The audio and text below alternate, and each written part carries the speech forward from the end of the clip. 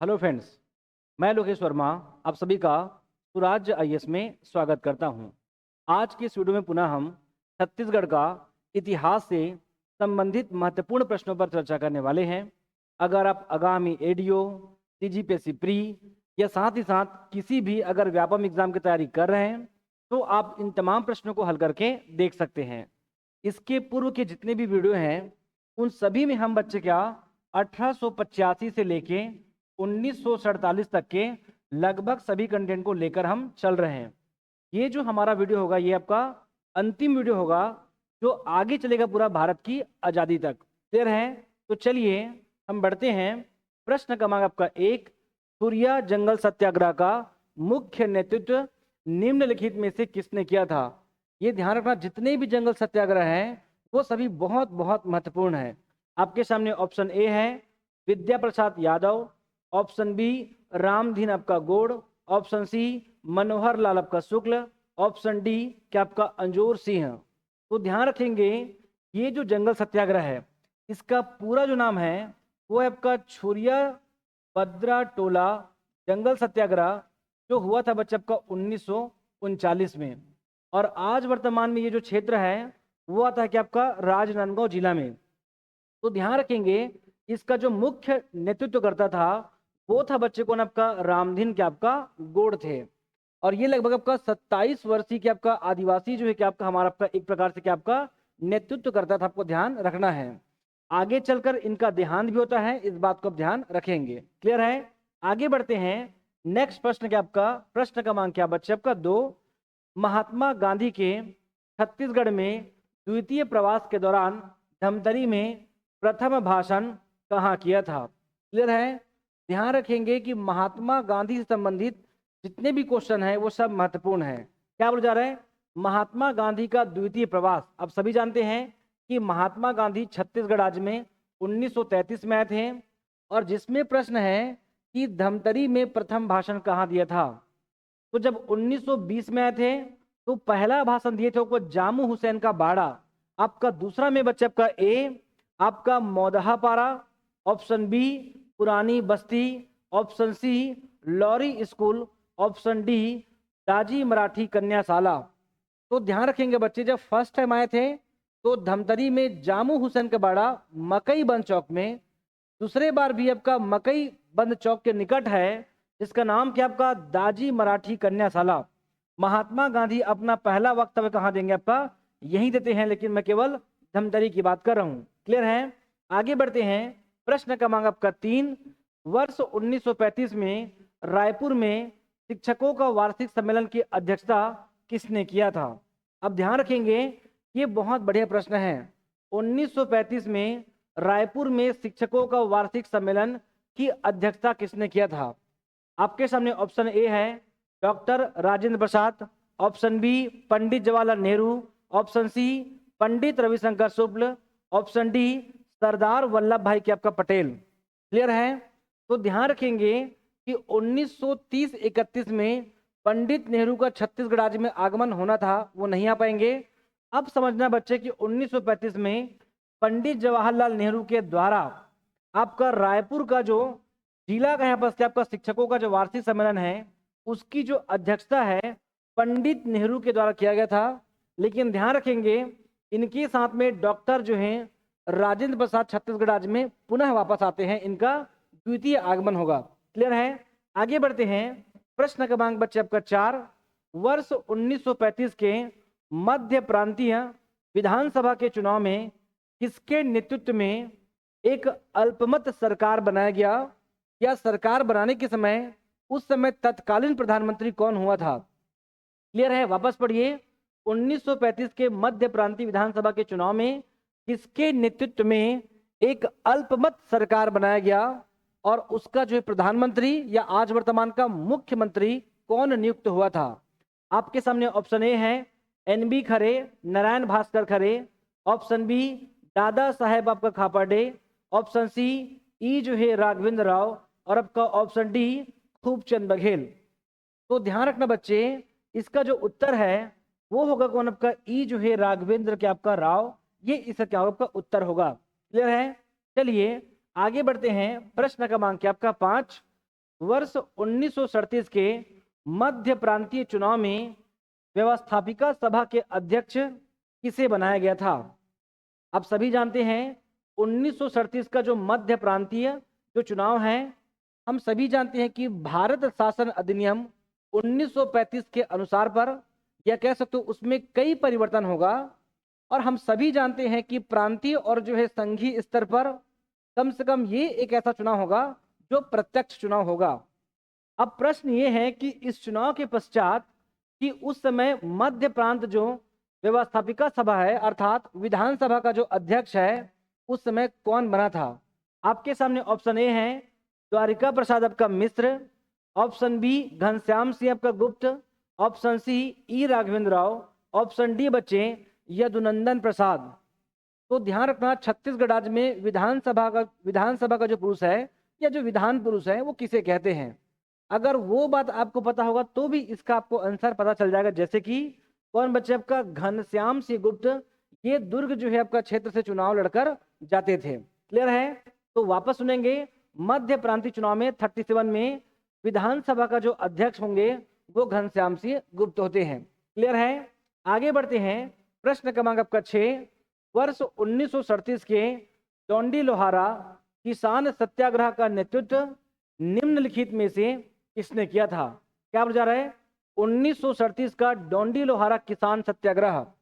ये ध्यान रखना, ये उस समय की बात है जिस समय के जो तत्कालीन जमींदार है वो उस समय आपका किसानों को क्या कर सकते थे, उस समय परेशान किया करते थे। ये उस समय की बात है। उसके तर्ज पर यहाँ पर क्या होगा बच्चे, यहाँ पर बालोद क्षेत्र का जो डोंडी लोहारा है वहां पर किसानों का एक प्रकार का आंदोलन होगा, एक सत्याग्रह होगा। अब उसकी अगुवाई किसने किया था? आपका option A Samaru Barai, option B Ramdhin Gaur, option C Narsingh Prasad Agrawal, option D Ghanshyam Singh आपका गुप्त। तो जब भी हम लगभग पॉलिटिक्स की बात करेंगे तो दुर्ग से संभावना है घनश्याम सिंह गुप्त, लेकिन किसानों का, मजदूरों का, इस प्रकार की जब बात करेंगे तो इसका जो उत्तर है वो होता है बच्चे के आपका नरसिंह प्रसाद के आपका अग्रवाल। क्लियर है? आगे बढ़ते हैं। प्रश्न क्रमांक आपका 7, कांग्रेस के किस राष्ट्रीय अधिवेशन में पृथक छत्तीसगढ़ राज्य की मांग पंडित सुंदरलाल शर्मा द्वारा प्रस्तुत किया गया था? अब ध्यान रखना, ये जो अधिवेशन है कांग्रेस के किस राष्ट्रीय अधिवेशन में, अब मैं जिसकी बात कर रहा हूं इसमें दोनों स्तर पे प्रचलित है। चाहे मैं राष्ट्रीय स्तर की बात करूं चाहे मैं छत्तीसगढ़ राज्य की बात करूं, ये अधिवेशन बहुत बहुत महत्वपूर्ण है। अब पृथक छत्तीसगढ़ राज्य की मांग जो है पंडित शर्मा ने किस अधिवेशन में प्रस्तुत किया था, यह मांग रखा था, ये आपके सामने ऑप्शन है। ए बच्चे हरिपुरा अधिवेशन, बी बच्चे काकीनाडा अधिवेशन, सी बच्चे कलकत्ता अधिवेशन और डी बच्चे त्रिपुरी अधिवेशन। ये कांग्रेस का राष्ट्रीय अधिवेशन की बात कर रहा है। तो ध्यान रखना 1939 में ये आपका त्रिपुरी अधिवेशन, ये एक ऐसा अधिवेशन था जिसकी अध्यक्षता जो है सुभाष चंद्र बोस जी के द्वारा किया गया था। तो राष्ट्रीय स्तर पर प्रश्न बनता है कि सुभाष चंद्र बोस जी ने किन 2 बैठकों की अध्यक्षता किया था? तो उन्हीं में से एक बैठक है त्रिपुरी अधिवेशन। इसमें पंडित शर्मा के द्वारा पृथक छत्तीसगढ़ राज्य की मांग किया गया था। ये प्रश्न एग्जाम में आपका ऐसा आ सकता है। क्लियर है? आगे बढ़ते हैं। प्रश्न क्रमांक आपका 8, व्यक्तिगत सत्याग्रह के दौरान छत्तीसगढ़ का पहला व्यक्तिगत सत्याग्रही बने, मतलब कौन बने? क्लियर है? आपके सामने ऑप्शन ए है महंत लक्ष्मी नारायण आपका दास, बी बच्चे पंडित रविशंकर शुक्ल, सी वामन राव लाखे, ऑप्शन डी बच्चे आपका जसकरण डागा। जो बच्चे यूट्यूब पर सुन रहे हैं इसे लगातार आपका तेजी से बनाने का प्रयास करेंगे। आप क्या बोला जा रहा है? व्यक्तिगत सत्याग्रह और छत्तीसगढ़ का पहला व्यक्तिगत सत्याग्रही इसे कर सकते हैं बस आपका रायपुर क्षेत्र का। क्लियर है? ये कौन हो गया हमको बताना है। तो ध्यान रखेंगे व्यक्तिगत सत्याग्रह होता क्या है। तो 1939-40 के आसपास भारत की बगैर सहमति का अंग्रेजों ने हमें द्वितीय जो है विश्व युद्ध में शामिल किया था। तो महात्मा गांधी के द्वारा पुनः एक जो है राष्ट्रव्यापी आंदोलन करेंगे जिनका नाम होगा आपका व्यक्तिगत सत्याग्रह, कि एक एक करके हमें क्या करना है, आंदोलन करना है, जिनका चयन जो है कांग्रेस वर्किंग कमेटी के द्वारा या महात्मा गांधी के द्वारा किया जाता था। उन्हीं में से रायपुर से जो अगर मैं बात करूं तो सबसे पहला जो आपका व्यक्तिगत सत्याग्रह था वो था बच्चे कौन? आपका पंडित रविशंकर के आपका शुक्ल। जैसे कि पूरे भारतवर्ष में आपका विनोबा भावे थे, वैसे ही अगर मैं छत्तीसगढ़ राज्य के रायपुर की बात करूं तो पंडित रविशंकर शुक्ल थे। क्लियर है? आगे बढ़ते हैं। प्रश्न क्रमांक आपका 9, धमतरी में व्यक्तिगत सत्याग्रह का नेतृत्व निम्नलिखित में से आपका किसने किया था? क्लियर है? क्या बोला जा रहा है? व्यक्तिगत सत्याग्रह, और किसकी बात चल रही है? धमतरी की बात चल रही है आपके धमतरी में। ऑप्शन ए बच्चे छोटे लाल श्रीवास्तव, ऑप्शन बी राजा राम साहू, ऑप्शन सी नथु जी जगताप, ऑप्शन डी बच्चे नारायण राव आपका मेघावाले। वापस समझेंगे आपका धमतरी में व्यक्तिगत सत्याग्रह का नेतृत्व किसने किया था।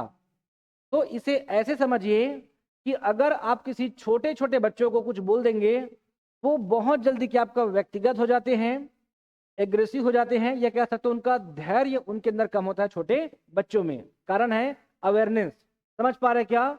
तो जब भी मैं व्यक्तिगत सत्याग्रह की बात करूंगा धमतरी का, तो ध्यान रखना जब व्यक्तिगत बात होगी तो छोटे छोटे बच्चे जल्दी परेशान हो जाते हैं। उसकी अगुवाई है वो कौन करेगा? छोटे लाल के बच्चे आपका श्रीवास्तव। ऐसे मानो कि छोटे बच्चे जल्दी व्यक्तिगत हो जाते हैं। क्लियर है? आगे बढ़ते हैं। क्या आपका प्रश्न क्रमांक आपका 10, वर्ष 1941 में वायसराय की कार्यकारिणी परिषद में छत्तीसगढ़ से किसे गृह रक्षा विभाग का सदस्य बनाया गया? वापस सुन लेंगे। वर्ष 1941 में वायसराय की कार्यकारिणी परिषद, मतलब ये उसकी बात कर रहे हैं। कार्यकारिणी परिषद मतलब किसकी बात कर रहे हैं? कि नियम को जो आपका लागू करना, उसे क्रियान्वित कर जो संचालित करने की बात कर रही है।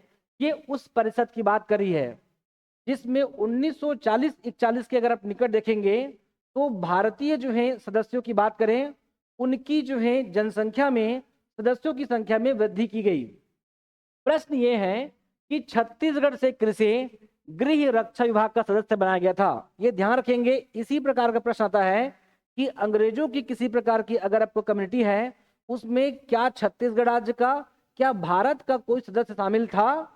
तो ध्यान रखना बच्चे कि इसका गृह रक्षा विभाग का सदस्य option A CM Thakkar, option B Dwarika Prasad आपका Mishra, option C Dada Saheb Khaparde, option D doctor E जो है राघवेंद्र राव। तो ध्यान रखना जो कांग्रेस थी वो डायरेक्ट जो है इस सिस्टम में जाना चाहती नहीं थी, लेकिन राघवेंद्र का अगर आप माइंड सेट देखेंगे वो चाहते थे कि सिस्टम के अंदर हम जाएं और उसके अंदर हम क्या करें, बदलाव करें। इसीलिए जो गृह रक्षा विभाग का सदस्य होगा वो कौन होगा? डॉक्टर जो कौन आपके ई जो है राघवेंद्र राव। आप जब भी ब्रिटिश के बारे में पढ़ेंगे आप उसमें कभी इसको अस्थायी तौर पे राज्यपाल बनते देखेंगे, कभी इसको आपको कुछ और बनते देखेंगे। इसीलिए ध्यान रखना कि जब भी इस प्रकार की बातें होगा इसका आंसर हमेशा क्या होगा? आपका डॉक्टर ई जो है राघवेंद्र के आपका राव। समझ पा रहे हैं? आगे बढ़ते हैं। प्रश्न क्रमांक आपका 11, रायपुर षड्यंत्र केस के संबंध में निम्नलिखित में से कौन सा कथन गलत है? आप सभी जानते हैं कि छत्तीसगढ़ राज्य के रायपुर में यहाँ पर क्या आपका एक जो है कॉन्स्पिरेसी केस या षड्यंत्र केस 1942, इनके बारे में कोई एक कथन गलत है जो आपको बताना है। आपके सामने ऑप्शन ए है, यह षड्यंत्र केस भारत छोड़ो आंदोलन के समय हुआ था। क्या यह भारत छोड़ो आंदोलन के समय था? तो अगर हम दोनों का डेट देखें तो 1942 तो हम ये कह सकते हैं कि उसके आसपास ये आपका षड्यंत्र केस हुआ था। एक बात सही है। दूसरा बात, योजना के अनुरूप कारतूस, देसी बंदूक व बम विस्फोटक सामग्री का निर्माण करना था। तो ये बात भी हमारा आपका सही है। तो रायपुर षड्यंत्र केस का एजेंडा क्या था? कि कारतूस बनाना, देसी बंदूक बनाना या बम बनाकर उसका विस्फोट करना। एक्चुअल में अगर हम रायपुर षड्यंत्र केस पढ़ें तो एक्चुअल में उनका जो उद्देश्य क्या था लगभग ऐसा ही था। तीसरी बात, नेतृत्वकर्ता परसराम सोनी के मुख्य सहयोगी अमृत लाल थे। वापस समझ जाएंगे कि नेतृत्वकर्ता परसराम सोनी के मुख्य सहयोगी अमृत लाल, ये हमारा आपका स्टेटमेंट क्या आपका गलत है। क्यों? क्योंकि एक्चुअल ध्यान रखना कि परसराम सोनी का जो मुख्य सहयोगी था वो था बच्चे को आपका गिरिलाल के आपका लोहार।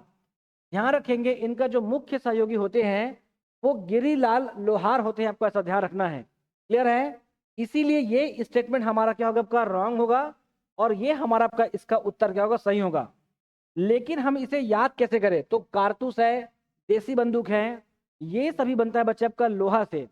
लोहा की गलाई करोगे तो वो आपको दिखाई देगा लाल। तो यहाँ पर गिरी लाल आपका लोहार इनके मुख्य सहयोगी थे, आपको ध्यान रखना है। ये सभी भी शामिल थे लेकिन मुख्य सहयोगी नहीं थे। क्लियर है। ऑप्शन बी, विस्फोटक का जो परीक्षण है ईदगाह भाठा रायपुर में किया गया, ये बात भी हमारा एकदम आपका सही है। क्लियर है। आगे बढ़ते हैं। प्रश्न क्रमांक क्या बच्चे आपका 12, रायपुर षड्यंत्र केस में परसराम सोनी के पक्ष में निम्नलिखित में से किस वकील ने पैरवी किया था। आप सभी जानते हैं जो परसराम सोनी है इनके लिए कोई मुखबरी करता है और ये बच्चे आगे चलकर गिरफ्तार हो जाता है। अब इनके ऊपर क्या होगा, आपका कार्रवाई होगा। प्रश्न है कि परसराम सोनी के पक्ष में किस वकील ने पैरवी किया था। समझ पा रहे हैं क्या। Option A M Bhaduri, option B P Bhaduri, option C Ahmad Ali, option D उपरोक्त सभी। तो ध्यान रखना बच्चे, परसराम सोनी के पक्ष में जो वकील पैरवी किया था उसमें ये सभी शामिल थे। कौन बच्चे, एम भादुरी, आपका पी भादुरी, अहमद अली, और ध्यान रखना बच्चे आपका वीपी तिवारी। वीपी तिवारी भी आपका इसमें क्या आपका शामिल थे।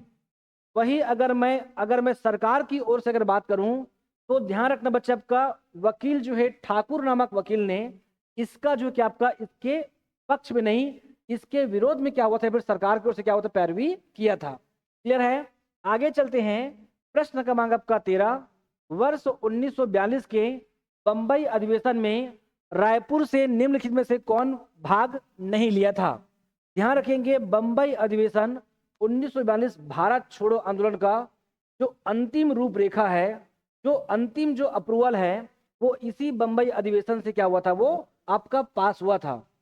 प्रश्न ये है क्या छत्तीसगढ़ राज्य से वहां पर कोई शामिल हुआ था। ऑप्शन ए रायपुर से, पंडित रविशंकर शुक्ल रायपुर से, डॉक्टर जो है Khubchand Baghel, option C Dwarika Prasad Mishra, option C D Jaskaran के आपका डागा।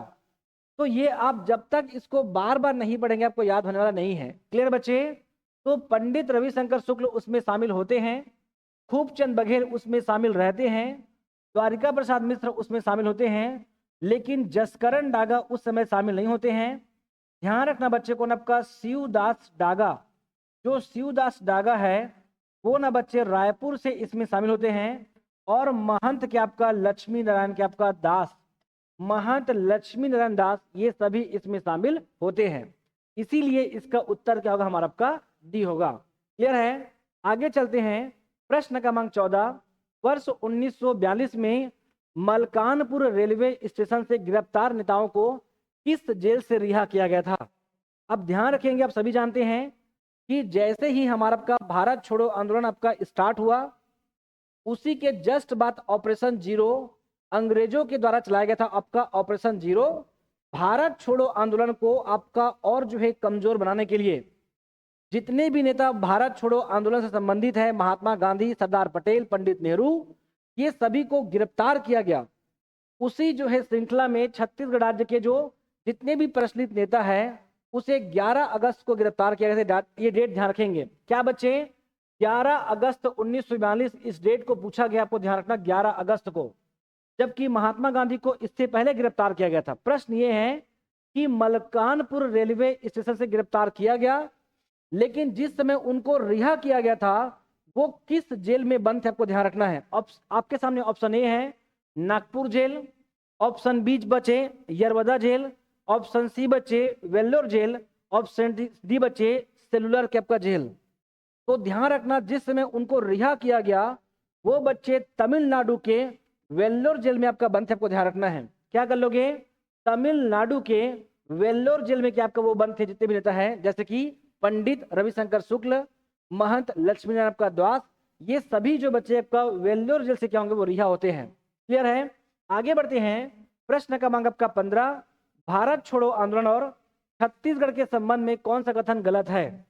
वापस समझेंगे कि भारत छोड़ो आंदोलन भारत की आजादी में एक महत्वपूर्ण आंदोलन था, तो उनसे प्रश्न बनता है। देखिए क्या, भारत छोड़ो आंदोलन के समय रायपुर का डिप्टी कमिश्नर आर के पाटिल थे, क्या भारत छोड़ो आंदोलन 1942 के समय रायपुर का डिप्टी कमिश्नर आपका आर.के. पाटिल थे? तो ये हमारा आपका स्टेटमेंट एकदम सही है। दूसरा बच्चे, रणवीर सिंह शास्त्री के नेतृत्व में छत्तीसगढ़ कॉलेज से जुलूस निकाला गया। मतलब किसकी बात चल रहा है? ये छत्तीसगढ़ महाविद्यालय की बात हो रही है। छत्तीसगढ़ महाविद्यालय से क्या रणवीर सिंह शास्त्री अभी क्यों आ रहे हैं?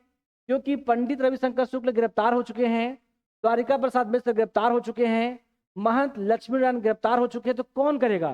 तो इस व्यक्ति के नाम को ध्यान रखना, जब वो लोग गिरफ्तार हो चुके हैं तो अब सभी आंदोलन रायपुर से कौन करेगा? रणवीर सिंह शास्त्री करेंगे।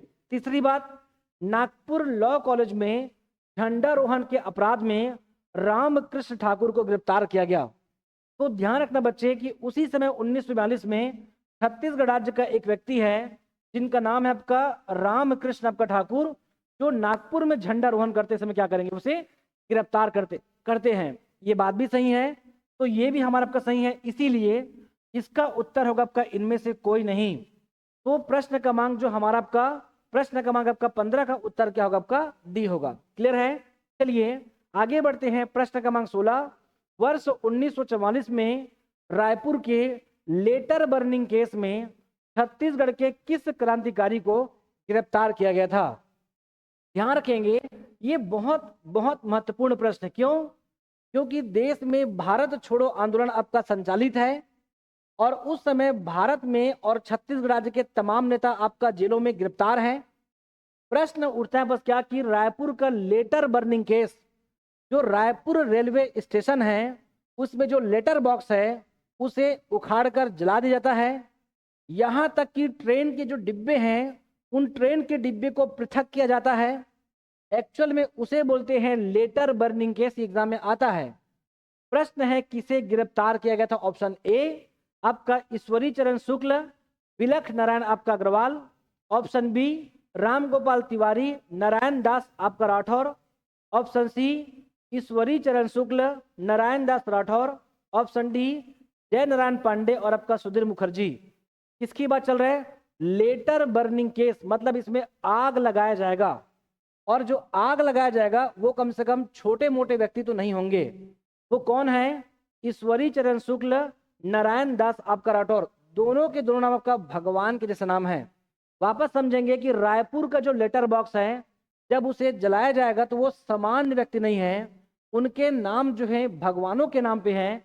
एक का नाम आपका ईश्वर है और दूसरे का नाम आपका नारायण है। आपको ऐसा ध्यान रखना है। लेटर बर्निंग केस ईश्वरी और आपका नारायण दास राठौर के द्वारा।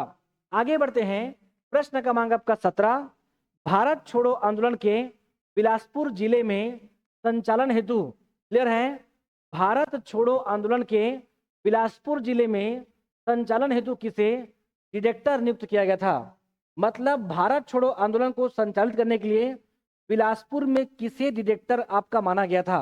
Option A barrister Chhedilal, option B Rajkishore Verma, option C Yadunandan Prasad Srivastava, option D Ram Gopal आपका तिवारी। ये सभी का संबंध लगभग बिलासपुर क्षेत्र से है, लेकिन भारत छोड़ो आंदोलन के दौरान वहां का डायरेक्टर किसे नियुक्त किया गया था आपको बताना है। तो ध्यान रखना बच्चे, बिलासपुर का जो गांधी चौक है, बिलासपुर के गांधी चौक से आगे बढ़ेंगे तो वहां पर आपका राजकिशोर नगर है और यहाँ पर राजकिशोर वर्मा है। तो भारत छोड़ो, अगर मान लो के बाद वहां से कोचिंग करके वापस आते हो तो सबसे पहले आप कहाँ जाओगे बच्चे? आपका राजकिशोर नगर। तो आपको ऐसा ध्यान रखना है कि राजकिशोर नगर से आपको रखना कि राजकिशोर के आपका वर्मा। तो 17 का जो उत्तर होगा वो होगा बच्चे कि आपका ऑप्शन बी राजकिशोर वर्मा। क्यों? क्योंकि बिलासपुर में आपका एक नगर है आपका राजकिशोर नगर है, सबका ध्यान रखना है। क्लियर है? इसके पश्चात प्रश्न क्रमांक क्या बच्चे आपका 18, भारत छोड़ो आंदोलन के समय दुर्ग कचहरी में आग लगाने वाले रघुनंदन सिंगरौल के मुख्य सहयोगी कौन थे? ध्यान रखना, अगस्त में इस प्रकार की एक एक्टिविटी हुई थी, एक क्रांतिकारी एक्टिविटी था। भारत छोड़ो आंदोलन के समय दुर्ग कचहरी में आग लगाने वाले रघुनंदन सिंगरौल के सहयोगी कौन था? मैं पुनः बता दूं, एग्जाम में अब सहयोगी को ही पूछा जाता है नेतृत्वकर्ता के साथ साथ। ऑप्शन ए है Jaswant Singh Thakur, option B Narendra Sinha, option C Motilal आपका श्रीवास्तव, ऑप्शन डी घनश्याम सिंह क्या बच्चा आपका गुप्त। तो ध्यान रखना किसकी बात, आपका दुर्ग कचहरी में आग, वापस यहाँ पास आगजनी की बात हो रहा है। आग मतलब मोतीलाल। आग कैसा होता है कि आग जो है जलने के बाद लाल होता है, तो कम से कम ध्यान रखना कि मोतीलाल क्या बच्चा आपका श्रीवास्तव। क्लियर है। आगे बढ़ते हैं। प्रश्न क्रमांक आपका 19, स्वतंत्रता दिवस के दिन रायपुर के गांधी चौक में किस क्रांतिकारी ने झंडारोहण किया था। क्लियर है। ध्यान रखेंगे कि जिस समय भारत देश आजाद हुआ उस समय रायपुर के गांधी चौक में झंडा किसने फहराया था, ये हमारा प्रश्न है। ऑप्शन ए घनश्याम सिंह गुप्त, option B Pandit Ravishankar Shukla, option C R के पाटिल, ऑप्शन डी वामन राव लाखे। ध्यान रखना कि पूरे छत्तीसगढ़ राज्य के इतिहास में 1889 का बंबई अधिवेशन से लेकर भारत की आजादी तक एकमात्र जो है आपका वृद्ध जो क्रांतिकारी कौन होंगे, वामन राव लाखे।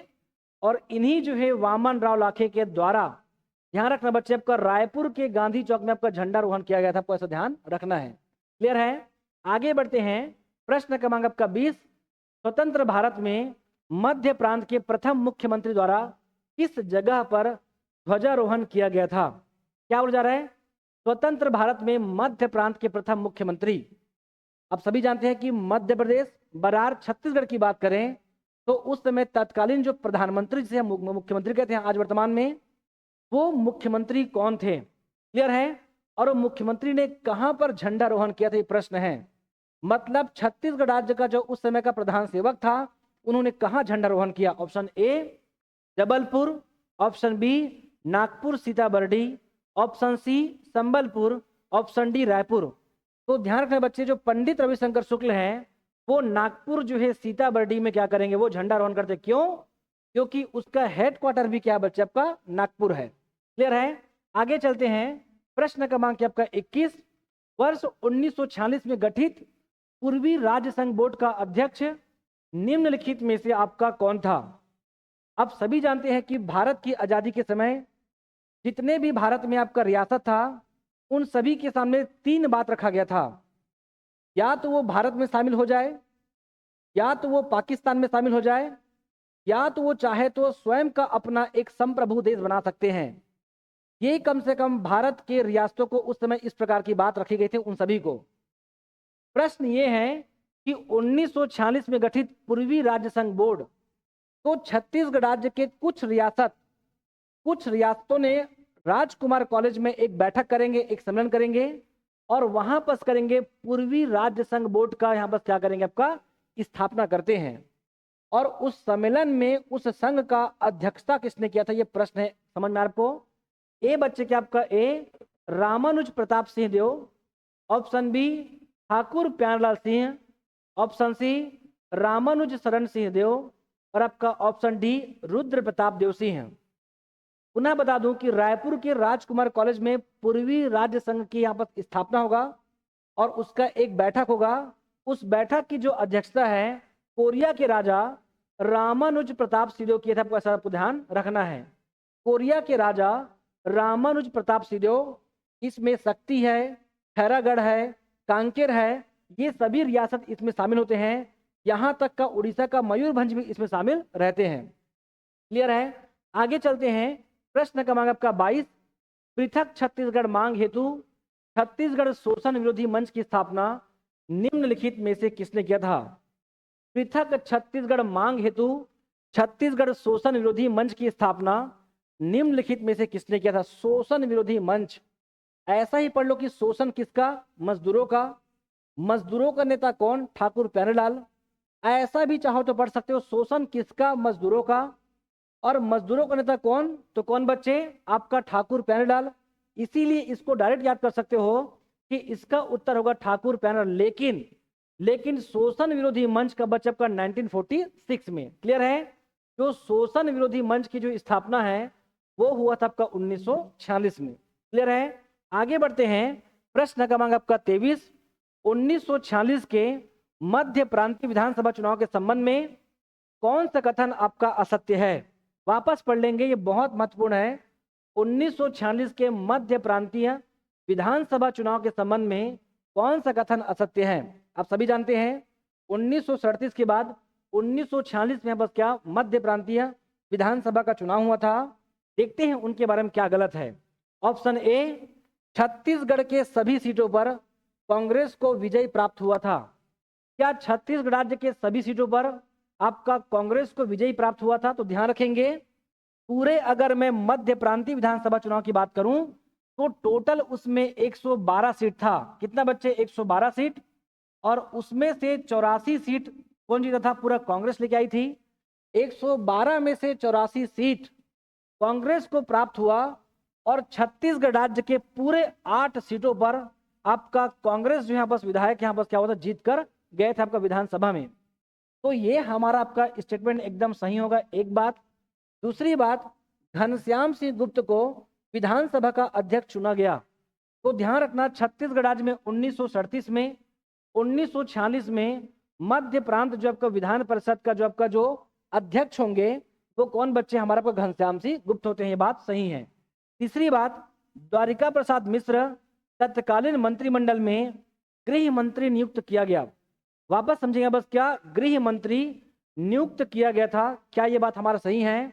तो ये बात भी हमारा आपका सही है। और ये प्रश्न पूछा है कि 1946 के विधानसभा चुनाव में आपका गृह मंत्री कौन चुनकर आते हैं।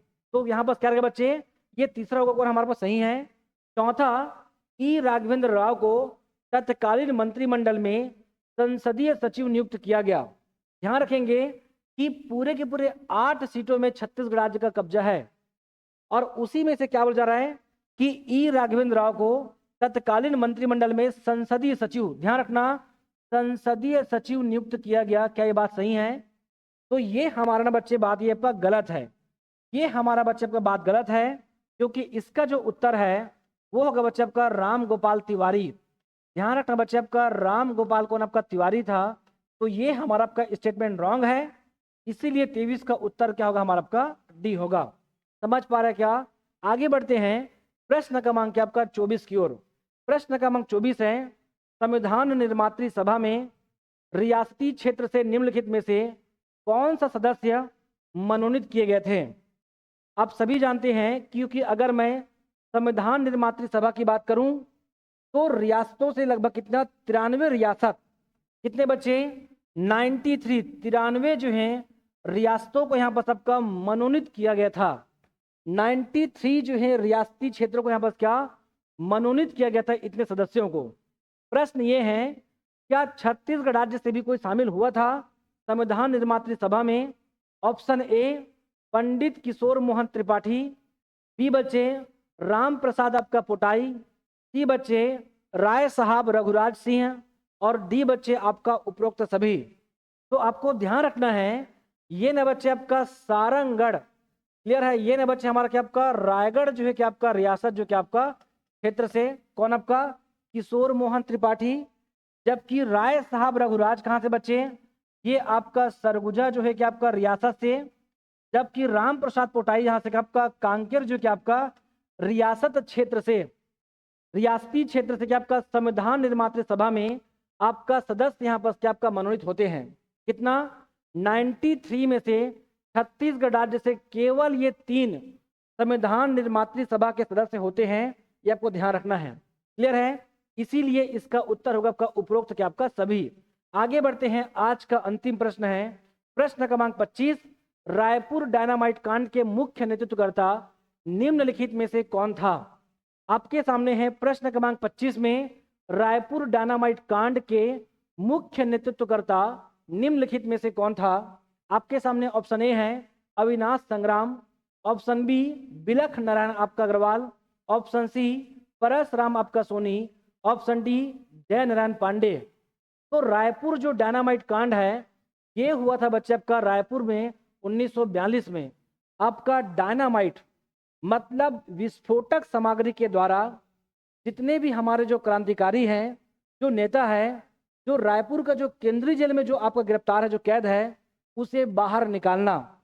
तो डायनामाइट है बस आपका विस्फोट करना। कल्पना कीजिए कि अगर उसे विस्फोट करते हैं और किसी को किसी प्रकार से क्षति होता तो छत्तीसगढ़ी में एक शब्द है बिलख जाना, मतलब उसे एक प्रकार का दर्द होना और उस दर्द से तड़पते हैं, उसे बोलते हैं बिलख जाना। इसका जो उत्तर है वो है बच्चे आपका बिलख नारायण आपका अग्रवाल। तो जब भी डायनामाइट कांड कि जब भी डायनामाइट को विस्फोट करने की बात आएगा, उस दर्द को महसूस कीजिए। उस व्यक्ति का नाम है बिलख नारायण के आपका अग्रवाल। छत्तीसगढ़ी में तड़पना को कहते हैं बिलख जाना। तो ये रहा बच्चे आज छत्तीसगढ़ का इतिहास का 25 प्रश्न। तो अब तक मैंने आपको 1885 से लेकर 1947 तक का लगभग जितने भी टॉपिक हैं, इन तमाम टॉपिक से मैं आपको प्रश्न निकालकर मैं आपको दे चुका हूं।